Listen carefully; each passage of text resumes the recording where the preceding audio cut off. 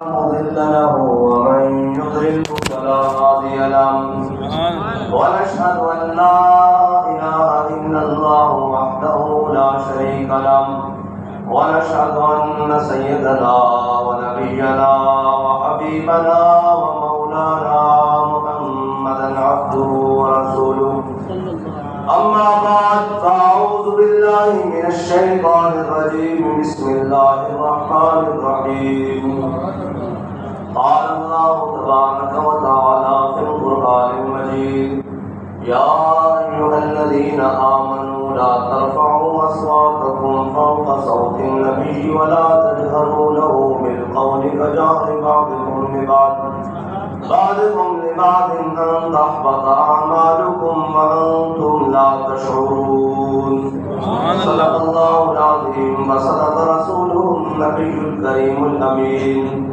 إن الله وملائكته يصلون على النبي يا أيها الذين آمنوا صلوا عليه وسلموا تسليما الصلاة والسلام عليك يا سيدي يا رسول الله وعلى آلك وأصحابك يا سيدي يا حبيب الله الصلاة والسلام عليك يا سيدي يا رسول الله وعلى آلك وأصحابك يا سيدي يا خاتم النبيين معزز سامعین محترم، حضور سید عالم صلی اللہ علیہ وسلم کے ادب اور آپ کے شہر کے ادب کی بات کرنے لگا ہوں۔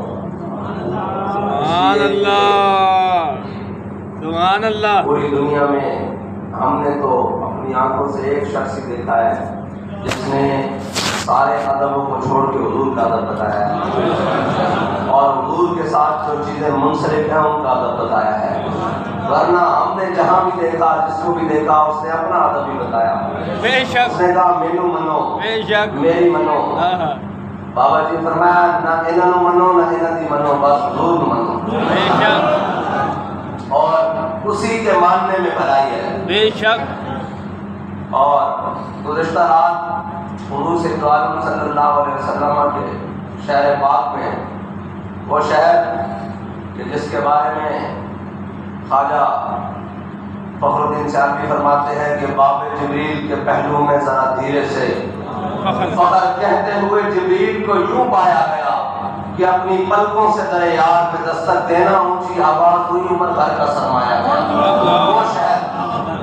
اور جس کے بارے میں میرے آقا مولا صلی اللہ علیہ وسلم نے فرمایا، جابر بن عبداللہ سے روایت ہے، میرے آقا نے فرمایا مدینہ، شہر مدینہ جو ہے یہ لوہار کی بھٹی کی طرح ہے، یہ میل کشید کو دور کر دیتی ہے بے شک، اور جو پاک ہے اس کو مزید ستھرا اور نکھار دیتی ہے۔ او کما قال رسول اللہ صلی اللہ علیہ وسلم، میرے آقا مولا نے فرمایا یہ مدینہ جو ہے یہ لوہار کی بھٹی کی طرح ہے، جو اس کے اندر آئے اس کی میل کچیل دور ہو جاتی ہے، لیکن سم بکم عمي فهم لا يفقهون، جن کے دلوں پر مہر لگ چکی ہو نا، وہ کہتے ہیں بھاوے جڑے توڑے تمبے مول مٹھے نہ ہوندے بھاوے توڑ مکے لے جائیے، ہاں کوڑے کو کدی مٹھے نہ ہوندے بھاوے سہم نہ گڑ پائیے۔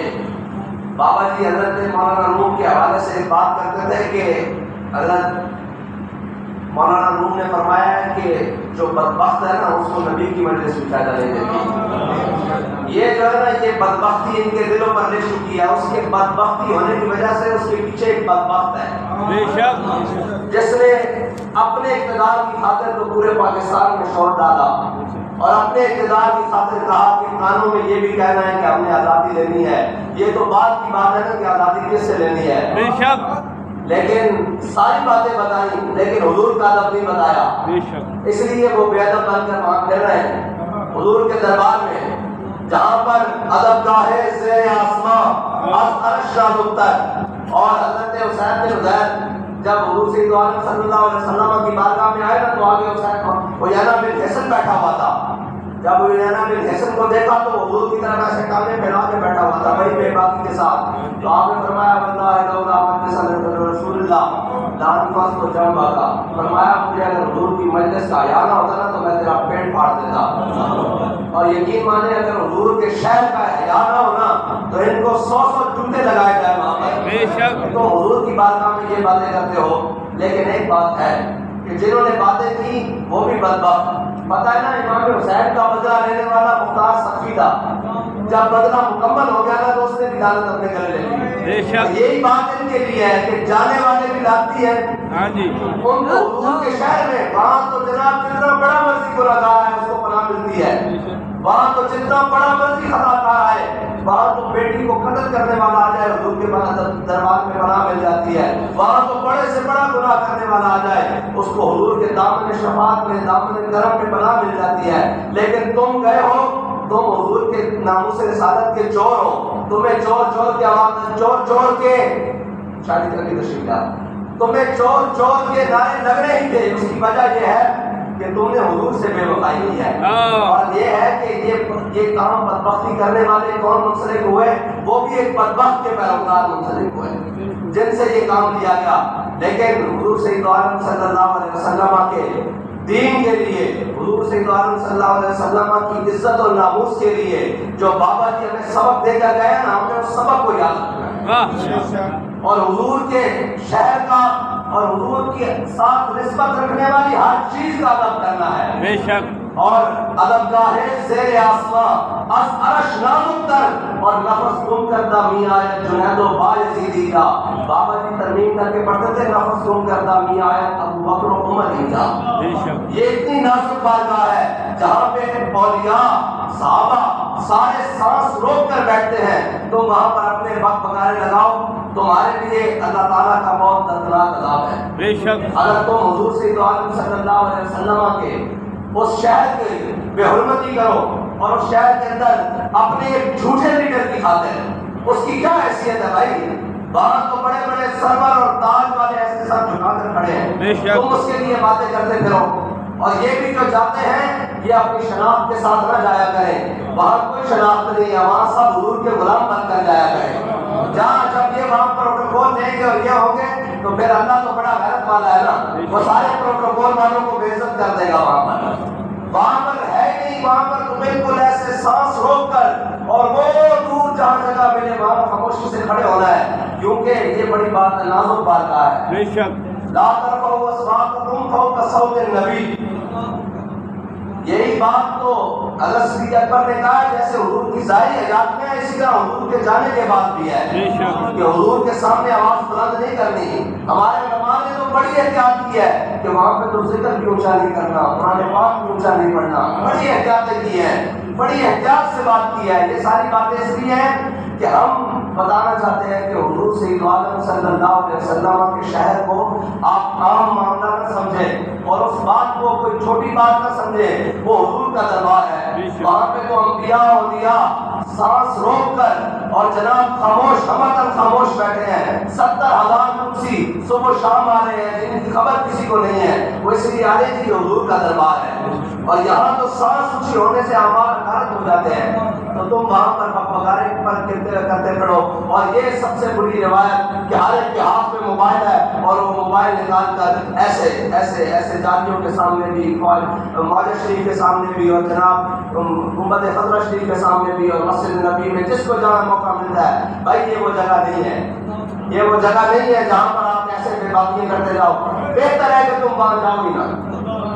بہتر ہے کہ تم وہاں جاؤ ہی نہیں. اگر تمہیں احساس پیدا ہو جائے تو تم تو کبھی تصور ہی نہ کرو کہ ہم اس بارگاہ میں کھڑے کیسے ہوں گے.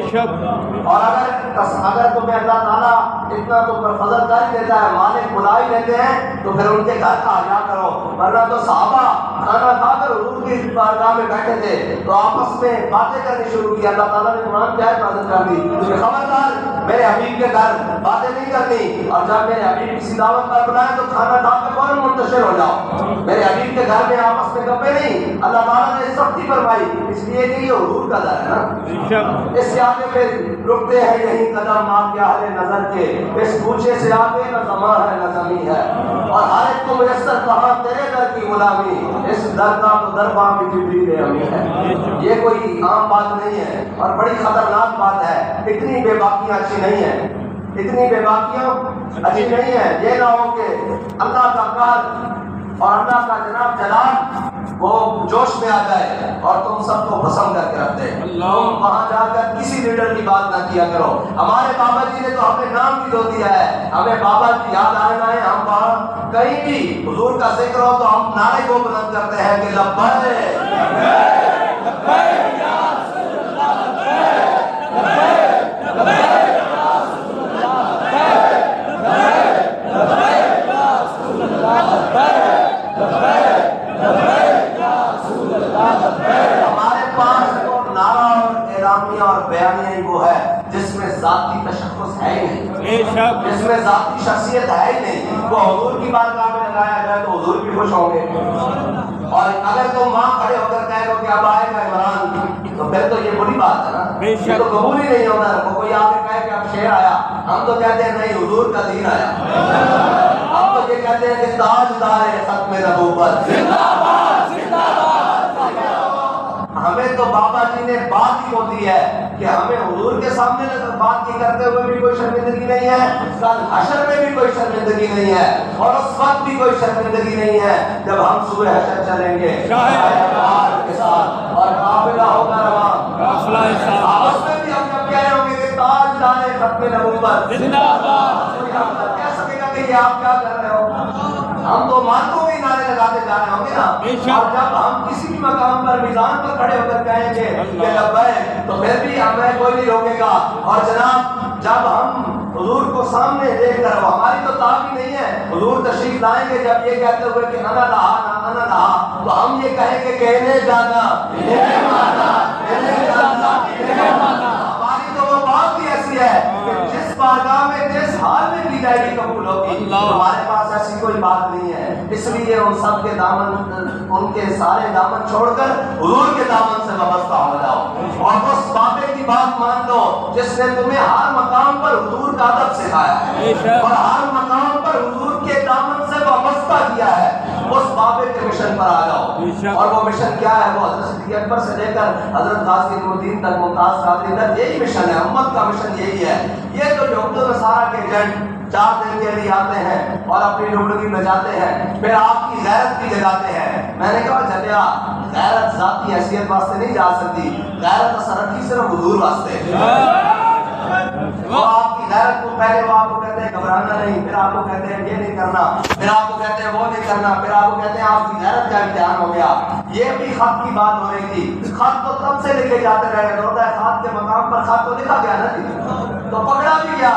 یہ تو بھی مولا علی نے کہا کہ جناب یہ دیکھو یہ کیا ہو گیا، یہ خط لکھا گیا ہے۔ خط تو میں نے رات بھی بتایا کہ خط تو کعب بن مالک کو بھی آیا، کیسر روم کی طرف سے خط آیا، اور خط میں لکھا ہوا تھا کہ سنا ہے میں نے کہ تیرے نبی تجھ سے ناراض ملتے ہیں، تو آجا آدھی سلطنت تجھے دیتا ہوں، اپنے نبی کا دامن چھوڑ کر میرے ساتھ آجا، آدھی سلطنت تجھے دیتا ہوں۔ تو حضرت کعب بن مالک نے جب وہ خط پڑھا نا تو اٹھا کر کسی طاق میں نہیں رکھا، کسی الماری میں نہیں رکھا، کسی محفوظ مقام پر نہیں رکھا، بلکہ اس کو جلتے ہوئے تندور کے اندر ڈالا۔ فرمایا کبھی دل میں بھی خیال نہ گزرے کہ میں حضور کے دامن کو چھوڑ کر کسی اور کے پاس چلا جاؤں۔ تو خط لکھے جاتے رہے ہیں، خط لکھوائے بھی جاتے رہے ہیں، یہ تاریخ ہے۔ کبھی کسی نے خط اٹھا کر یہ نہیں کہا کیوں میں مظلوم بن گیا۔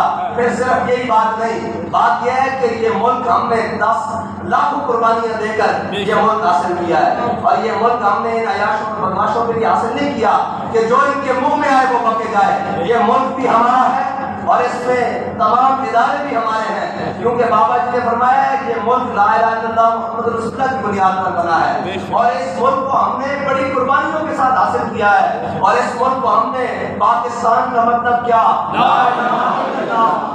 اور یہ قربانیاں وہ نہیں جو صرف 47 میں دی گئی، یہ قربانیاں تو 1857 سے شروع ہوئی، جب ہمارے بڑوں کو ہاتھی کے اوپر باندھ کر، گھوڑوں کے اوپر باندھ کر اور اونٹ کے اوپر باندھ کر درخت کے نیچے سے گزار دیا جاتا، اور ان کے منگے ایک طرف لٹک جاتے، اور ان کو توپوں کے منہ کے آگے باندھ دیا جاتا اور توپ چلا دی جاتی، اور جناب صبح و شام 18,000 علماء کو پھانسیاں دی گئی، اور جناب صلحاء کو، فقیروں کو، عوام کو، سب کو پھانسیاں دی گئی۔ تو وہ اتنی بڑی قربانیوں کے بعد یہ 47 کی تاریخ اٹھی تو یہ ہمیں ملک ملا ہے۔ اور یہ اگر میں ایک بات کرتا ہوں کہ ہمیشہ یاد رکھنا، قائد وہ نہیں ہوتا کہ جو آسانی کا وقت ہو تو کہے یہ چھوٹا سا طبقہ ہے، ہم ان سے نپٹ دیں گے، یہ کر لیں گے، وہ کر لیں گے۔ اور بھائی قائد تو ہوتا ہی وہ ہے جو مشکلات میں حوصلے کو بلند رکھے۔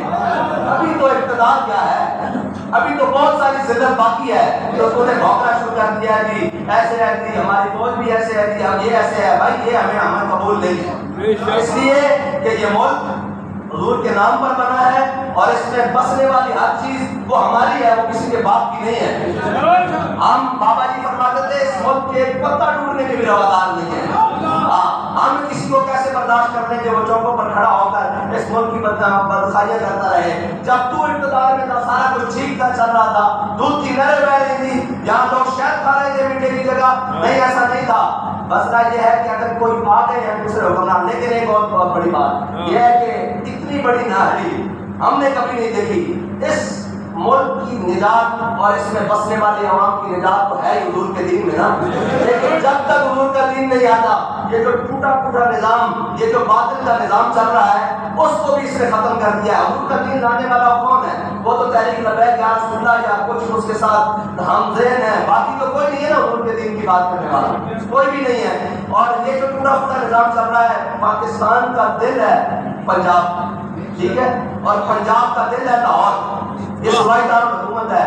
کتنے دن سے بغیر وزیر اعلیٰ کے چل رہا ہے، بغیر ذمہ دار کے چل رہا ہے، یہ کوئی چھوٹی بات نہیں ہے۔ سازش تو یہ ہے ملک کے خلاف، اصل سازشیں تو یہ ہے ملک کے خلاف کہ جو کچھ چل رہا ہے تم چاہتے ہو کہ وہ بھی ختم ہو جائے، تو تمہیں یہ نہیں کرنے دیا جائے گا، اور تمہیں یہ بھی نہیں کرنا دیا جائے گا کہ جو تمہارے منہ میں آئے تم جس کے خلاف وقت ہو، تمہیں یہ بھی نہیں کرنے دیا جائے گا۔ اس ملک کے ایک پتے سے لے کر اوپری آخری حد تک جو پارلیمنٹ کے ماتھے کے اوپر لکھا ہوا ہے نا لا الہ الا اللہ محمد رسول اللہ، وہ سب کے محافظ ہم ہیں، وہ سب کے محافظ ہم ہیں۔ وہ آئین ہو، وہ دستور ہو، وہ کوئی چیز ہو، وہ سب کے محافظ تحریک لبیک یا رسول اللہ والے ہیں۔ اور دوسری بات، وہ جو نام کیا ہے بابا جی اسے کہتے تھے کنچڑیا، یہ جو وزیر اعظم بن گیا ہے، اس کو پھر ایک دفعہ کہتا ہوں کہ یہ ذلت ایسے نہیں ہو رہی، یہ ذلت اس وجہ سے ہو رہی ہے کہ تم کیا کہہ رہے ہو کہ میں اس قانون کے ساتھ مل کر کام کروں گا، تو دیکھ لو سین نبی میں تمہاری ذلت ہو رہی ہے، وہاں پہ تو چور کو بھی چور نہیں کہا جاتا، وہ تو اعلیٰ حضرت نے فرمایا چور حاکم سے چھپا کرتے ہیں یا اس کے خلاف، تیرے دامن میں چھپے چور نفا تیرا، وہاں تو چوروں کو پناہ ملتی ہے، گناہگاروں کو، کیونکہ میرے آقا نے فرمایا شفاعت کی اہل الکبائر، میری شفاعت تو ہے ہی بڑے گناہ والوں کے لیے ہے، بڑے گناہگاروں کے لیے ہے، بڑے غداروں کے لیے نہیں، بے شک۔ تو گناہگار بن کر جاؤ نا، غداری تو نہ کرو حضور کے ساتھ، اگر غداری کرو گے تو پھر تم کیا، تمہاری حیثیت کیا؟ یا حجاج کو اللہ نے بچوں سے مروا دیا تھا، یا تو جناب وہ اگر حضور کے دامن سے وابستہ ہو جاؤ گے تو حبشی غلام ہو، کالا ہو، ناک بھی چپٹی ہو، بلال حبشی ہو، وہ کعبے کی چھت پر چڑھ جاتا ہے، اور اگر سکا چاچا بھی ہو تو قرآن کیا کہتا ہے تبت یدا ابی لہب وتب۔ ہاں یہ وہ بڑی نازک بارگاہ ہے، بہت نازک بارگاہ ہے، اس کے اندر کوئی ایسی بات نہیں چلتی۔ اللہ تعالیٰ مجھے اور آپ کو حضور کا ادب نصیب فرمائے، اور اگر کوئی وہاں چلا جائے تو اس کو باادب حال بھی نصیب فرمائے۔ بس اسی طرح سے کہ ادب داہز زیر آسماں عرش نازک تر اور نفس گم کرنا می آیت جنید رضا یزیدی جا۔ علامہ اقبال نے تو پھر بات ہی ختم کر دی، کہتا ہے خاک طیبہ از دو عالم خوش طرف، کہتے تم حضور کے دربار کی بات کر رہے ہو، ہمیں تو جو طیبہ کی خاک ہے وہ پورے دو عالم سے بہتر ہے، ہر چیز سے بہتر ہے، خاک طیبہ از دو عالم خوش طرف، اے خون کے شہرے کے آجا دل برس۔ ہاں بس آخر دعوانا الحمدللہ۔